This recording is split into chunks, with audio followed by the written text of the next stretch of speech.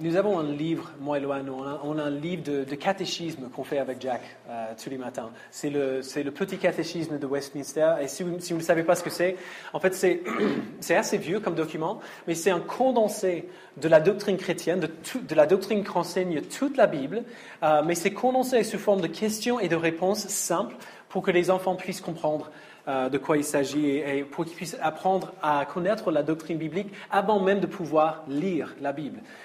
Donc c'est dans cet intérêt-là. Et la première question qui est posée dans le petit catéchisme de Westminster, c'est la suivante. Quel est le but principal de la vie de l'homme? C'est quand même une question qu'on se pose tous à un moment donné. Pourquoi nous sommes là? Pourquoi nous existons? Et la réponse, qui est bel et bien une réponse profondément biblique, c'est que le but principal de la vie de l'homme est de glorifier Dieu et de trouver en lui son bonheur éternel. De glorifier Dieu, et on pourrait dire de glorifier Dieu en trouvant en lui son bonheur éternel.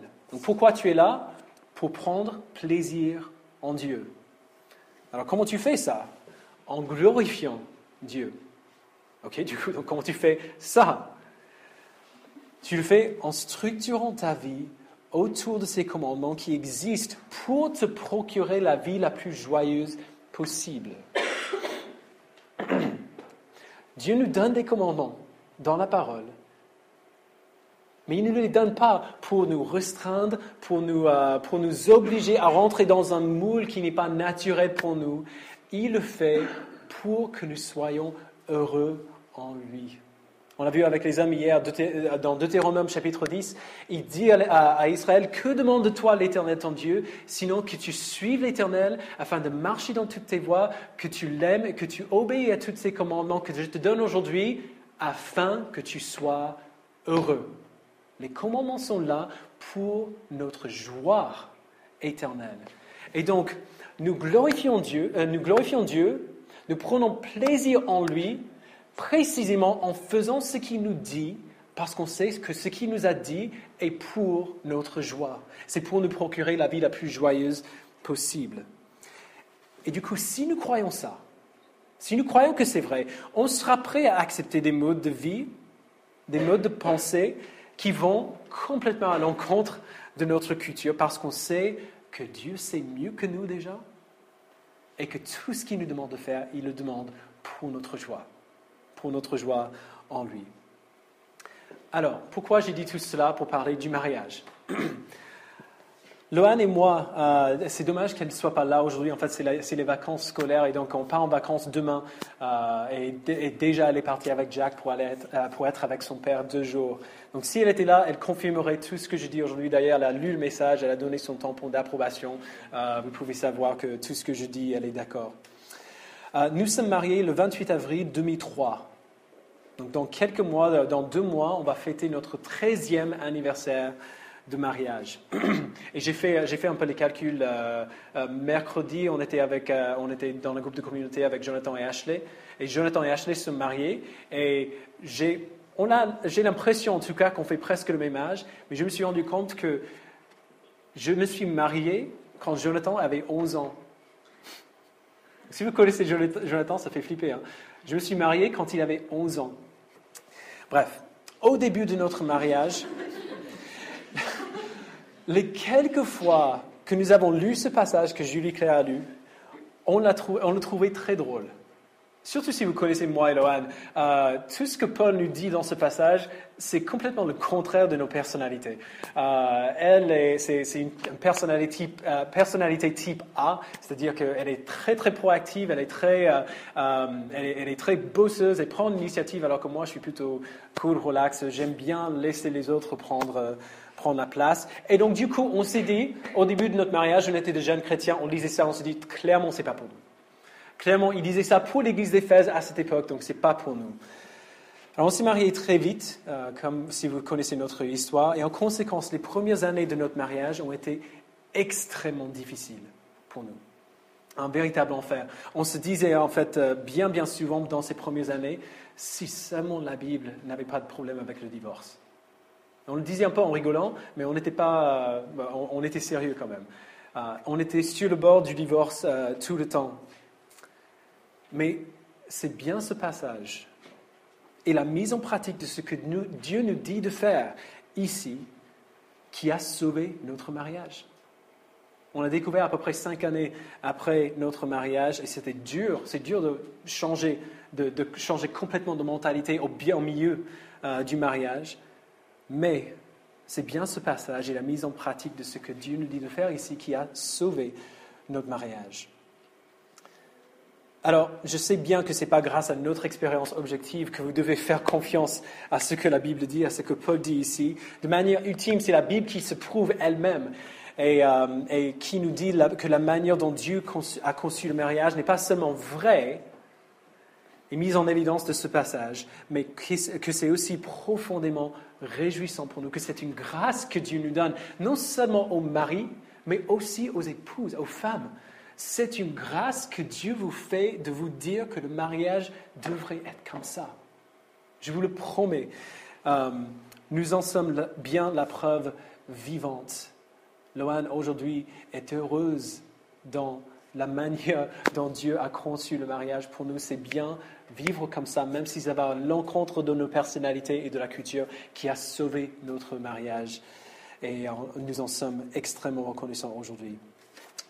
Donc, juste pour rappeler où on a été jusqu'ici, il y a 2 semaines, on a commencé dans ce passage et on a vu que le mariage n'est pas principalement une célébration de l'amour romantique, mais que c'est une image de la relation entre Christ et son Église. D'accord ? Avec l'homme, avec le mari qui image Christ et la femme qui montre l'image de l'Église. Et donc, la semaine dernière, on a regardé à ce que Dieu appelle les hommes à faire dans le mariage, peu importe leur capacité naturelle. Je peux vous dire avec certitude, je n'étais pas fait pour ça, entre guillemets. Je n'avais pas les capacités naturelles pour faire ce que Dieu me demandait de faire ici. C'est-à-dire, il appelle les hommes à aimer leurs femmes de manière sacrificielle. Il appelle les hommes à les protéger, à établir le climat spirituel de la maison et à pourvoir à leurs besoins comme Christ le fait pour l'Église. Et comment est-ce qu'il a fait pour l'Église ? En se faisant massacrer pour elle. Et il faut garder tout cela en tête. La raison pour laquelle le mariage existe et ce que Dieu appelle les hommes à faire, il faut garder ça en tête alors qu'on continue ici. Parce que maintenant que nous nous tournons aux épouses, ça peut devenir difficile si on n'a pas tout ça en arrière-plan. On va voir ensemble quel est le rôle de l'épouse dans le mariage, comme on l'a fait la semaine dernière avec les hommes. Pourquoi la Bible l'appelle à se soumettre à son mari, c'est quand même difficile. À quoi ressemble cette soumission selon la Bible et ce que ça veut dire pour les femmes célibataires, parce qu'on en a pas mal ici. Donc, allons-y, on va commencer, on a beaucoup à voir. Lisons encore verset 22 d'Éphésiens 5. « Femmes, soumettez-vous à votre mari comme au Seigneur, car le mari est le chef de la femme, comme Christ est le chef de l'Église, qui est son corps et dont il est le sauveur. Mais tout comme l'Église se soumet à Christ, que les femmes aussi se soumettent en tout à leur mari. » Alors, on est d'accord, s'il y a un mot qui peut énerver une femme moderne, c'est bien ce mot « soumettre ». Oui, d'accord ? Combien d'entre vous, juste pour voir un petit sondage des femmes, combien d'entre vous ont entendu ça et la première réaction que vous avez eue est une réaction de grincement de dents ? OK ? Alors, merci de l'avoir avoué, les femmes. Les autres, je ne mettrai pas en doute votre honnêteté, mais bon. Puisque c'est quasiment inévitable que lorsque vous entendez ce mot, vous l'entendez de manière très spécifique, je dirais que vous avez raison d'être énervé par cette idée-là. Quand nous entendons ce mot soumission, qu'est-ce qu'on entend vraiment ? Quand Paul dit « soumettez-vous à votre mari », on entend « obéissez à votre mari ». On est d'accord ? C'est un peu ce qu'on entend, l'homme qui règne et la femme qui subit. Femme, apporte-moi une bière. Vous avez raison d'être dégoûté par ça. C'est dégoûtant. Donc c'est tout à fait normal. Heureusement, ce n'est pas du tout ce qu'il veut dire. On le voit d'abord on voit d'abord que ce n'est pas ce qu'il veut dire par le contexte de notre passage qu'on voit depuis plusieurs semaines maintenant.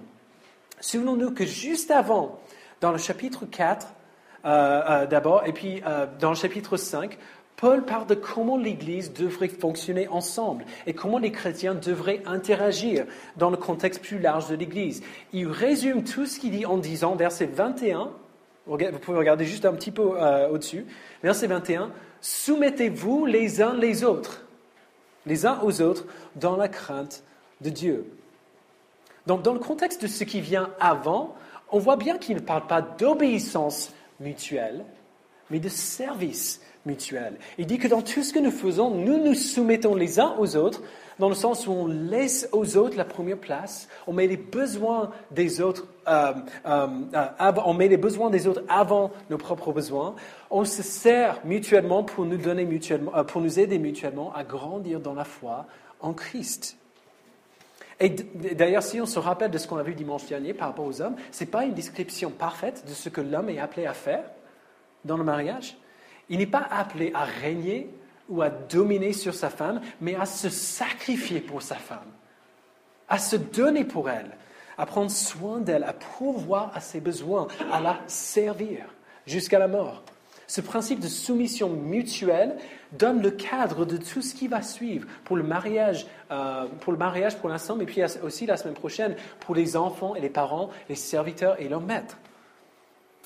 Alors, cela dit, lorsqu'on parle de comment une femme se soumet à son mari, on voit bien que ce n'est pas moins que le servir comme un frère en Christ, comme Paul nous appelle à nous tous de faire. On va voir quand même que c'est peut-être un petit peu plus. Alors, au verset 31, tout en bas, on a vu la première semaine que Paul cite Genèse chapitre 2, lorsqu'il dit « C'est pourquoi un homme quittera son père et sa mère, s'attachera à sa femme et les deux ne feront qu'un ». C'est une citation directe de Genèse chapitre 2. Et on a vu ensemble que le but de cela, la raison pour laquelle il dit cela, c'est de montrer que tout ce qu'il dit par rapport au mariage a ses racines dans la création elle-même. Que ce n'est pas juste un sujet qui s'applique à l'église d'Éphèse de cette époque-là, mais il cite Genèse 2 pour montrer que c'était le plan de Dieu dès le départ. Dès le premier mariage, avant même que le péché arrive dans le monde, c'est comme ça qu'il avait conçu. Alors, allez avec moi à Genèse chapitre 2. Très vite, on va regarder juste un verset ensemble. C'est facile, c'est genre la page 2, je crois. Donc, juste un petit rappel. Dieu a créé l'homme et lui a donné la tâche de cultiver et de garder le jardin. C'est son rôle. Cultiver et garder ce que Dieu lui a donné. Il crée la femme après. Et on voit dans Genèse chapitre 2, verset 18, pourquoi il le fait. Verset 18. L'Éternel Dieu dit, « Il n'est pas bon que l'homme soit seul. Je lui ferai une aide qui soit son vis-à-vis. » Dieu a prévu que l'homme travaille en partenariat avec une aide qui est son vis-à-vis.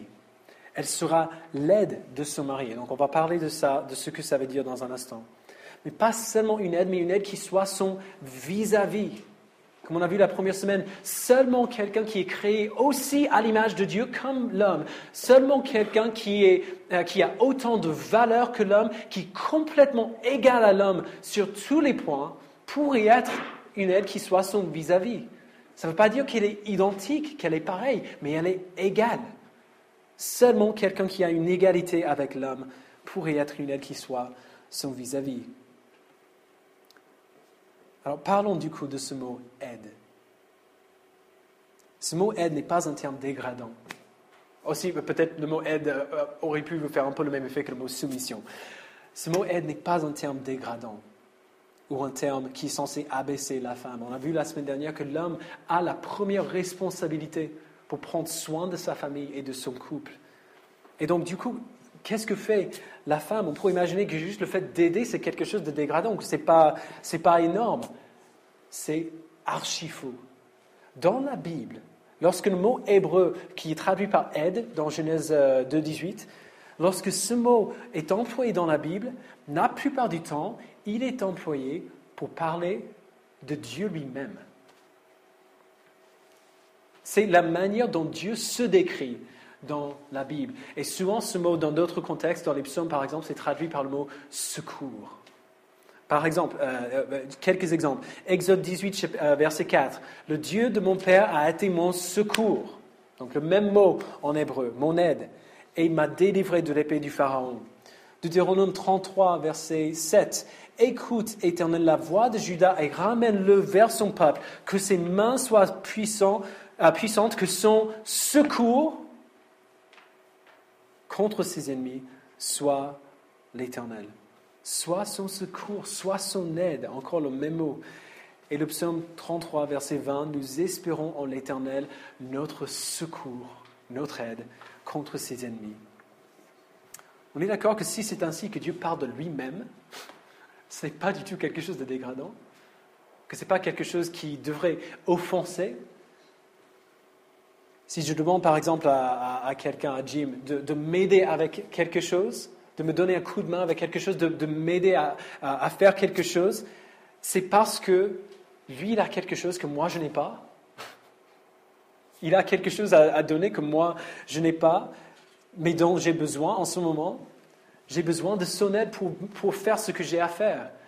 Quand je lui demande son aide, c'est parce que je suis trop faible pour le faire moi-même, et donc j'ai besoin de quelqu'un pour m'aider à le faire.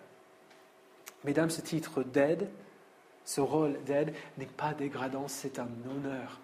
C'est comme ça que Dieu parle de lui-même. C'est un terme d'honneur. Si tu es marié, il faut le savoir, ton mari est faible. Oui. Oui, tu es faible. En fait, je regarde pour voir s'il y avait d'autres couples mariés ici. Je vois 2 hommes mariés, vous êtes faibles. Si tu es marié, ton mari est faible. Il est responsable de ta famille, mais il ne peut pas accomplir sa responsabilité tout seul. Il a besoin d'aide.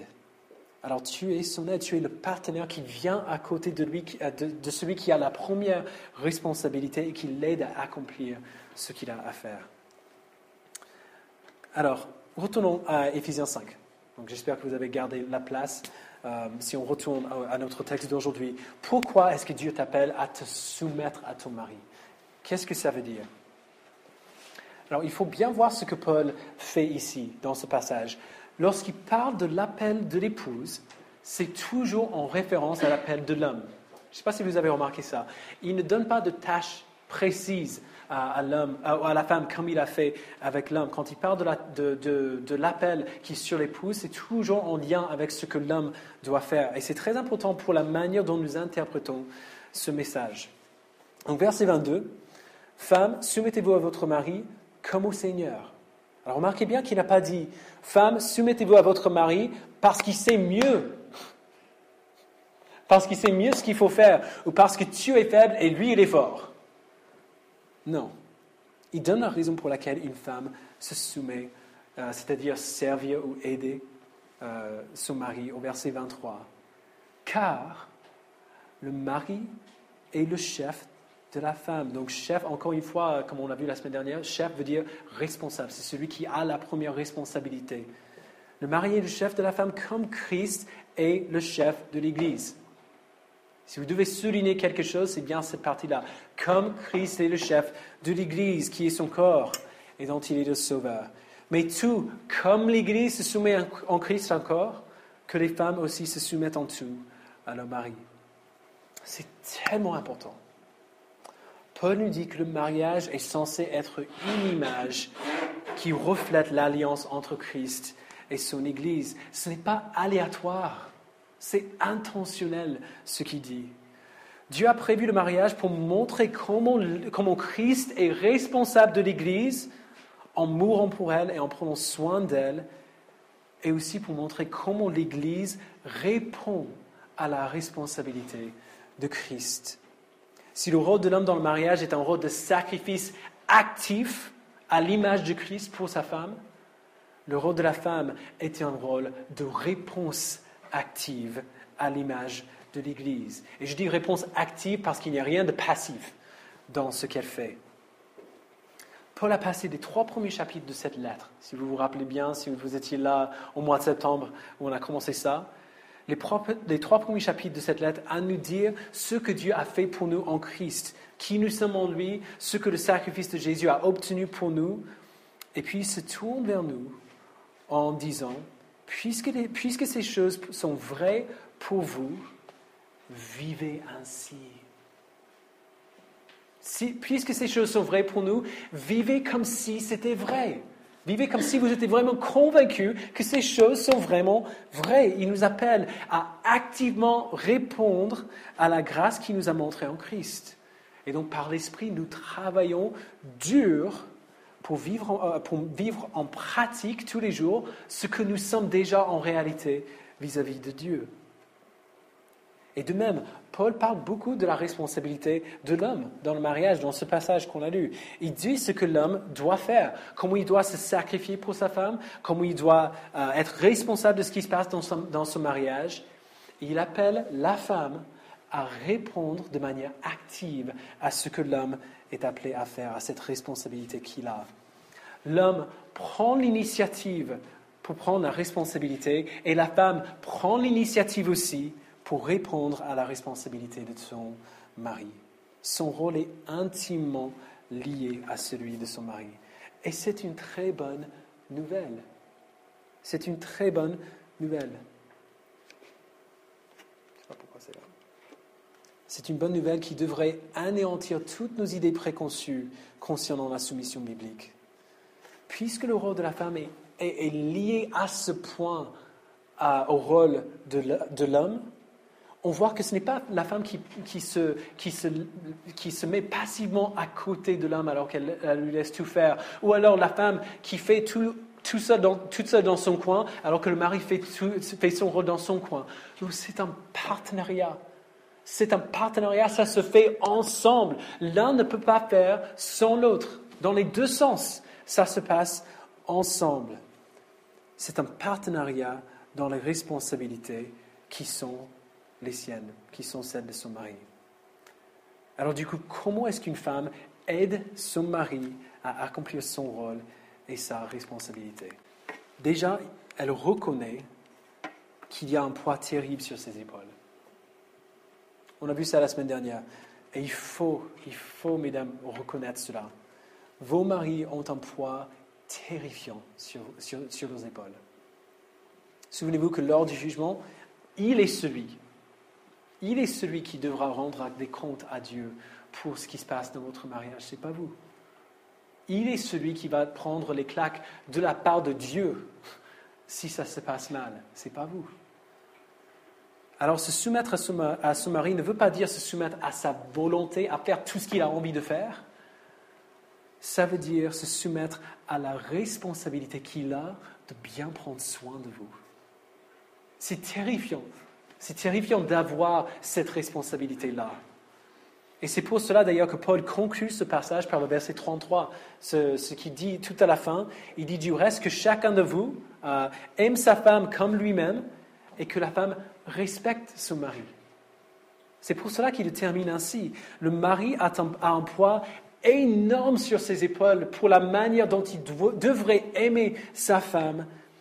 Et sa femme est appelée à la respecter comme celui qui a besoin de porter ce poids. Alors, qu'est-ce que ça veut dire concrètement?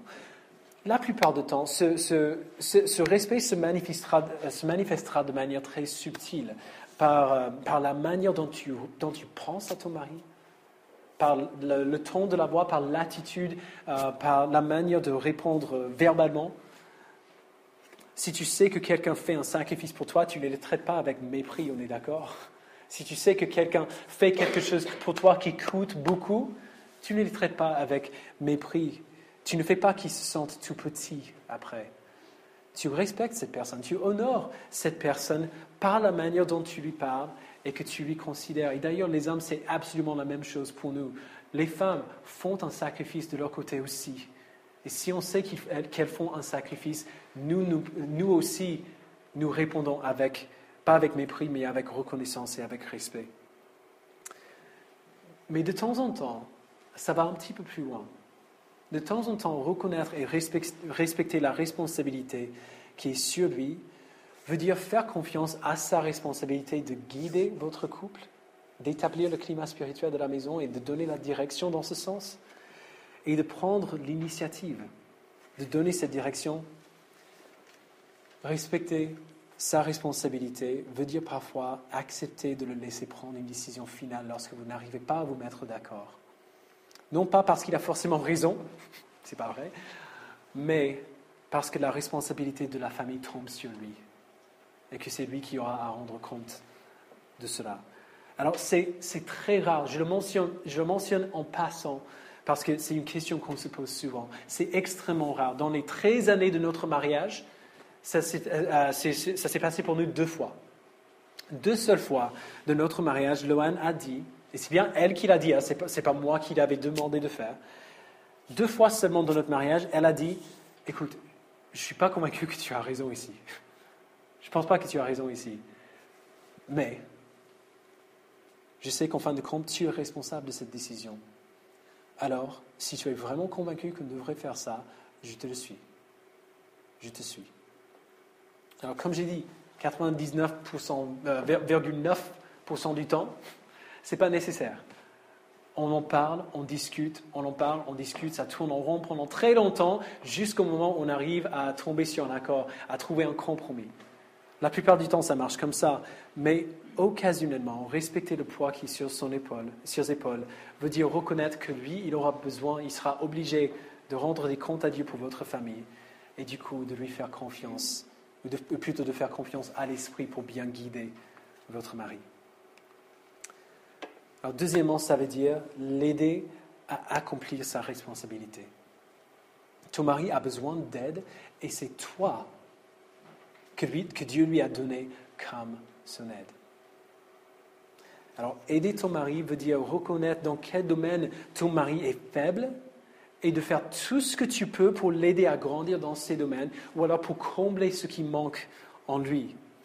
Ça veut dire travailler dur ensemble pour s'assurer que les choses se passent comme il faut à la maison, dans votre mariage, dans votre famille, avec les enfants, avec les finances, avec le travail. Alors, c'est vrai que c'est comme ça que ça se passe pour la plupart des couples, on est d'accord. On travaille ensemble, on fait ça ensemble.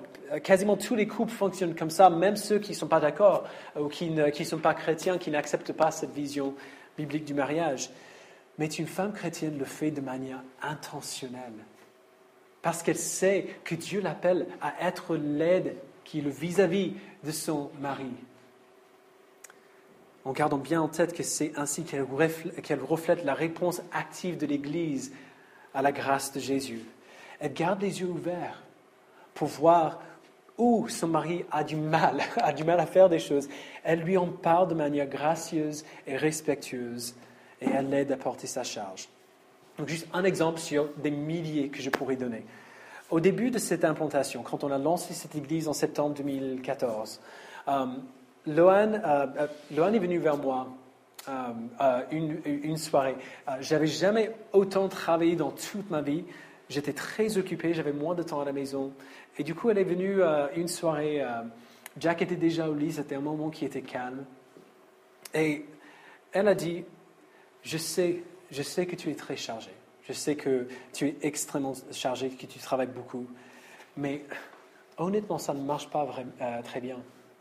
On ne se voit pas assez. Et quand on se voit, tu es épuisé. Tu vas à la maison et tu as envie de dormir.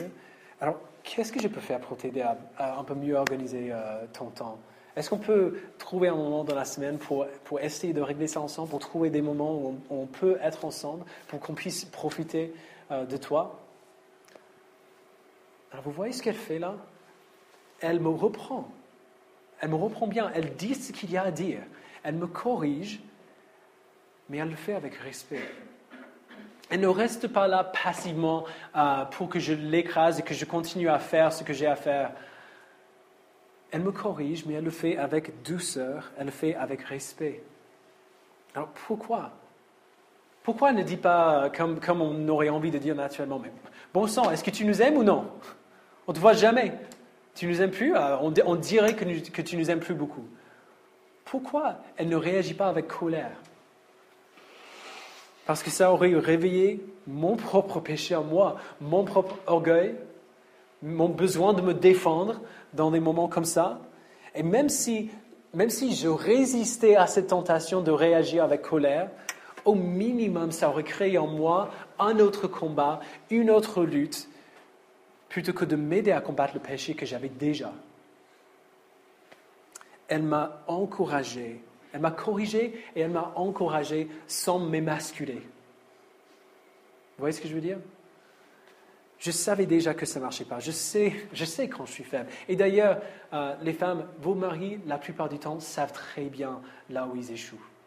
Ils savent très bien là où ils échouent. Vous n'avez pas besoin d'être le Saint-Esprit pour eux. Quand elle est venue vers moi avec respect et douceur, plutôt que me soumettre à une tentation en plus, elle a fait porter du fruit en moi. Alors ça reste une lutte pour moi, mais on y travaille ensemble encore. Alors mesdames, comme j'ai dit la semaine dernière, vous avez un pouvoir gigantesque. Mais vous ne vous rendez pas compte. Vous avez un pouvoir immense sur les hommes dans votre vie.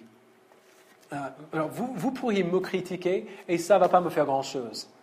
Mais Loane me critique et ça me détruit. En tout cas, elle est capable de me détruire. Vous n'êtes pas capable de me détruire. Si vous me critiquez, je vais dire, ok, je vais prendre ça en compte et ça va aller, je vais bien dormir. Mais Loane peut me dévaster. Et de même, lorsque vous m'encouragez, ça me fait du bien. Quand Loane m'encourage, j'ai l'impression d'être Superman, quoi. Vous avez un pouvoir immense sur les hommes de votre vie. Et la meilleure manière d'aider votre mari n'est pas toujours de lui montrer ses échecs. Il sait, la plupart du temps, il sait bien là où il échoue. Ton travail est d'aider ton mari, pas d'être le Saint-Esprit pour lui. Alors, sois un expert dans ses dons et non pas dans ses faiblesses.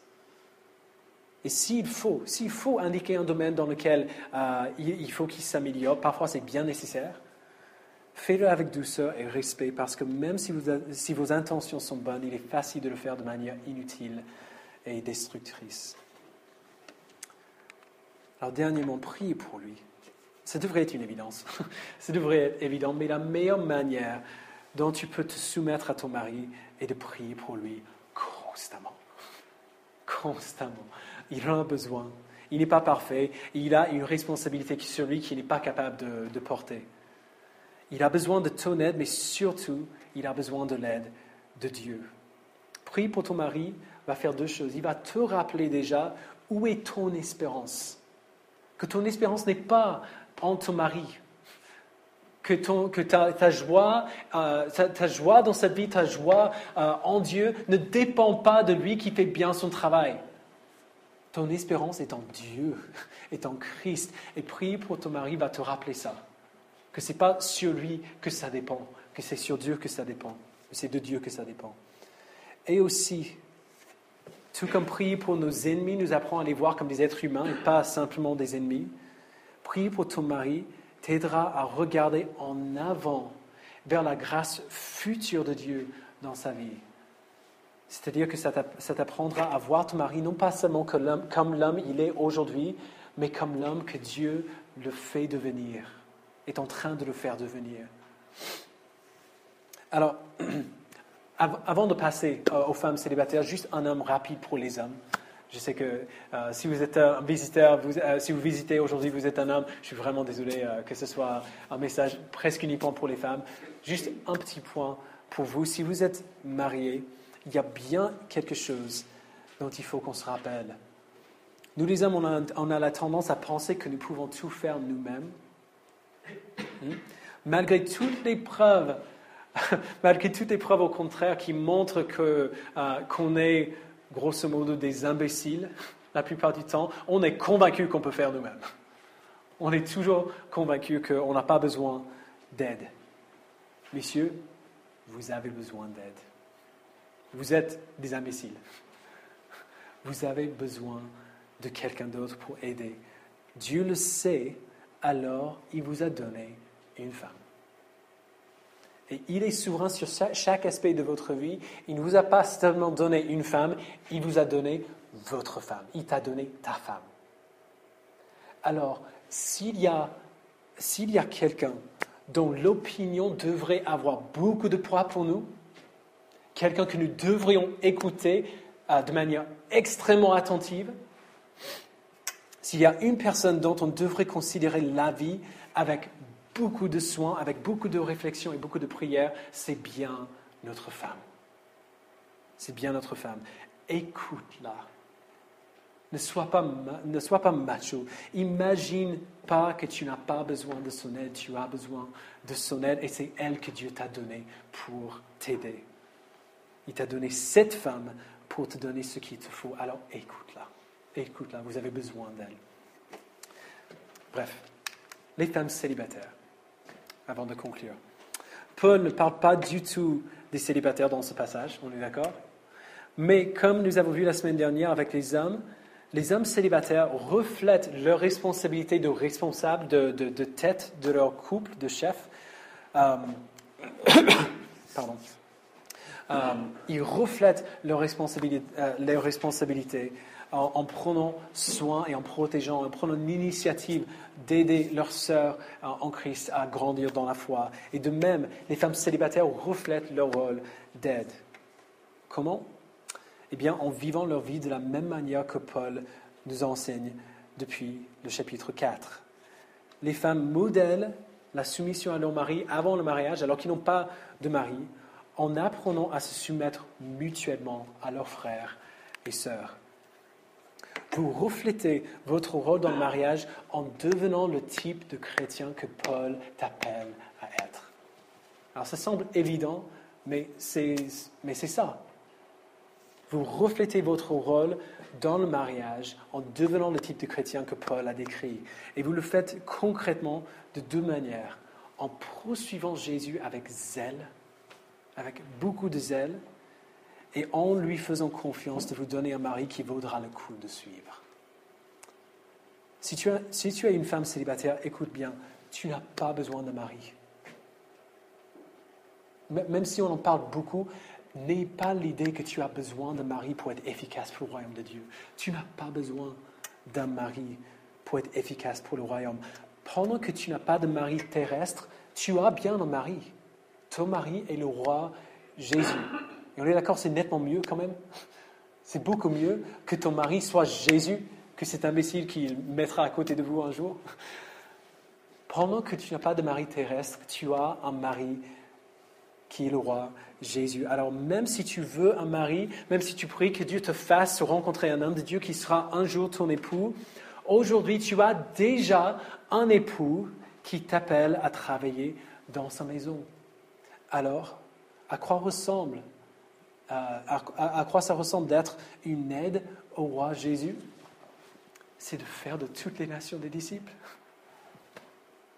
De faire de toutes les nations des disciples, c'est marcher à côté des femmes plus mûres, par exemple, dans leur foi, et les observer vivre pour apprendre à le faire. C'est marcher à côté, c'est inviter les femmes qui sont moins mûres dans leur foi pour te suivre, pour qu'elles puissent vivre et apprendre à le vivre aussi. Étudiez les Écritures. Apprenez la théologie, poursuivez toute avenue qui vous aidera à grandir dans votre connaissance de Dieu. Poursuivez l'humilité. Grandissez dans les dons que l'Esprit vous a donnés. Poursuivez l'intimité avec Dieu avec un tel zèle, avec une telle ferveur, que ton sphère de vie, ton sphère d'influence est marquée par la puissance de l'Esprit en vous. Et la raison pour laquelle c'est important, c'est parce que c'est exactement la même chose que vous aurez besoin de faire une fois que vous êtes mariés. Tout ce que je viens de dire pour les femmes célibataires, c'est vrai pour vous, les femmes mariées aussi. Si vous voulez bien accomplir votre rôle dans le mariage et dans l'Église, il faut continuer à poursuivre ces mêmes choses. Je remercie Dieu tous les jours que ma femme ne compte pas sur ma foi, ou sur mes connaissances théologiques pour grandir. Ma femme est une bête théologique. Et j'en suis profondément reconnaissant. Elle étudie, elle lutte avec la parole, elle poursuit ses dons, elle se forme. Et ainsi, elle est équipée pour accomplir son rôle d'épouse et de mère déjà, mais de manière encore plus grande, elle est équipée à accomplir son rôle de sœur en Christ dans l'Église, de sœurs plus âgées pour accompagner les sœurs qui sont plus jeunes. Alors poursuivez Jésus avec zèle. C'est la première manière dont vous pouvez refléter votre rôle. Et la deuxième chose, c'est faire confiance à Dieu pour te donner un mari qu'il vaudra le coup de suivre et attendre cet homme. Attendez cet homme. Je vous supplie, mes sœurs, attendez le type d'homme dont on a parlé la semaine dernière. Ne soyez pas pressés. Vraiment, ne soyez pas pressés. Ne sautez pas à l'occasion d'être avec le premier homme qui vous flatte, qui sait vous parler de la belle manière. Son attirance à votre beauté physique ne suffit pas. Le fait qu'il vous trouve belle ne suffit pas. Le fait qu'il est gentil avec vous ne suffit pas. Alors, je ne dis pas que vous devrez rester passif et ne rien faire en attendant. Si votre rôle est de servir votre mari, de l'aider à accomplir sa responsabilité, faites de même pour vos frères en Christ. C'est ainsi que vous allez voir qui vaudra le coup de suivre. Servez-les bien. Aidez-les à grandir, à devenir le type d'homme que Dieu les appelle à être. Servez-vous avec amour du pouvoir très conséquent que vous avez sur vos frères en Christ pour leur bien. Je vous le promets, si un garçon de 25 ans, par exemple, vient te demander, et quand je dis garçon de 25 ans, vous voyez ce que je veux dire, c'est un homme qui a le corps de quelqu'un qui a 25 ans, mais qui dans son esprit, dans sa manière d'être, est plutôt un gamin de 10 ans. On a tous rencontré des gens comme ça. Si un gars comme ça vient te demander de sortir avec toi, de sortir ensemble, et que tu lui dis avec beaucoup d'amour, avec beaucoup de soin, alors c'est vrai que tu es bien beau, mais la manière dont tu vis ta vie, non merci. Ça va faire grandir un garçon très vite. Ça va l'amener à l'école de la maturité, très, très, très vite. S'il y a une femme qui lui plaît, et elle lui dit, alors même si tu es beau, la manière dont tu vis ta vie, tu es un garçon, alors non merci. Ça va le faire grandir extrêmement vite. Profitez de votre pouvoir, avec amour, avec douceur. Poussez vos frères à être des hommes. Et attendez, s'il vous plaît, soyez patients. Attendez le type d'homme dont nous avons parlé la semaine dernière. Alors pour conclure, la Bible nous dit que lorsque les hommes font cela, lorsque les femmes font cela, le monde n'a rien à dire. Alors cette idée, si on lit le passage au premier abord sans savoir exactement de quoi Paul parle ici, on bute contre ça très vite et très facilement. Mais lorsqu'on le voit vécu, on n'a rien à dire. Tu peux apporter toutes les objections que tu veux, mais si tu passes du temps avec un couple qui vit ça, qui vit ces choses fidèlement, tu verras une femme qui est heureuse et profondément libre pour poursuivre son bonheur et sa joie en Dieu, pour poursuivre ses dons dans l'esprit. Tu verras une femme qui est heureuse et libre et parfaitement et en sécurité, parfaite avec son mari. Ce que Dieu nous appelle à faire ensemble est magnifique. Vous voyez, un mariage biblique reflète deux aspects très importants de l'Évangile. Un mariage centré sur l'Évangile est un microcosme de l'Église qui est centré sur l'Évangile, où les deux personnes se soumettent mutuellement l'un à l'autre, où elles se servent l'un et l'autre, et pas elles-mêmes, où elles cherchent la joie de l'autre et le bien de l'autre. C'est ainsi que l'Église devrait fonctionner, et ce travail n'est jamais plus difficile ou plus beau que dans le contexte du mariage.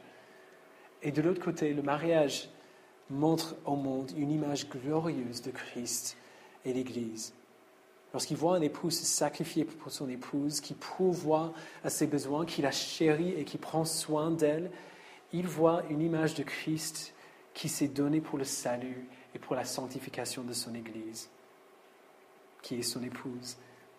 Et lorsque le monde voit une épouse qui reconnaît la responsabilité de son mari et qui prend l'initiative pour activement répondre à la responsabilité qu'il a avec respect et avec gratitude, qui travaille avec lui pour la gloire de Dieu, le monde voit une image de l'Église qui répond à l'initiative de son Sauveur ils voient une image de la réponse active de l'Église à l'amour que Jésus a pour elle.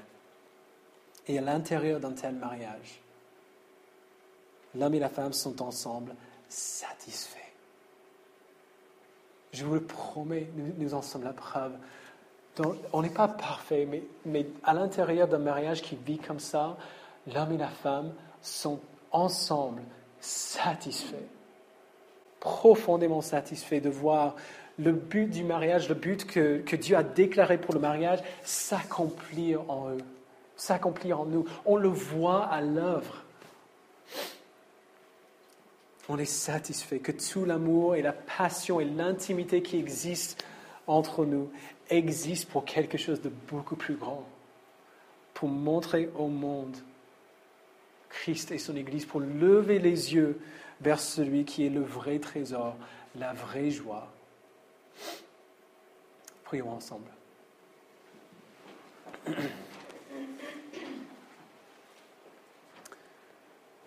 Père, je te remercie. Je te remercie infiniment de nous avoir donné un but, un rôle qui est bien plus grand que simplement trouver du bonheur avec l'amour romantique. Alors déjà, c'est beau.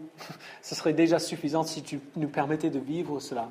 Mais tu nous donnes cette occasion magnifique de refléter ta gloire dans la relation avec Christ, entre Christ et son Église, et aussi de vivre cette même intimité glorieuse l'un avec l'autre. Je prie, Père, que tu nous donnes de nous rappeler que tout ce que tu nous donnes comme cadre dans la parole, tout ce que tu nous donnes comme commandement de la parole existe pour notre joie, pour notre bonheur. Donne-nous, Père, de te faire confiance, que tu sais mieux que nous comment tu nous as créés en tant qu'homme, en tant que femme, et que si tu nous dis que c'est ainsi que ça devrait marcher, que tu sais bien de quoi tu parles. Le Créateur sait mieux que la créature. Alors Père, donne-nous le courage de te faire confiance à ce niveau-là. C'est pas facile. Dans le contexte actuel, dans le monde dans lequel nous vivons, ce n'est pas facile. Je prie, Père, que tu nous convainques que tout ce que tu dis dans ta parole est pour notre joie, pour notre plaisir en toi, pour notre plaisir l'un avec l'autre. Donne-nous, Père, d'être une Église qui, par les couples qui existent dans l'Église, par les couples qui se forment dans l'Église éventuellement, que nous puissions montrer au monde des images merveilleuses de Christ et son Église. Donne-nous, Père, de nous soumettre les uns aux autres dans la crainte de Christ et d'ainsi montrer au monde ta sagesse et ton amour et ta gloire. Merci, Père, au nom de ton Fils. Amen.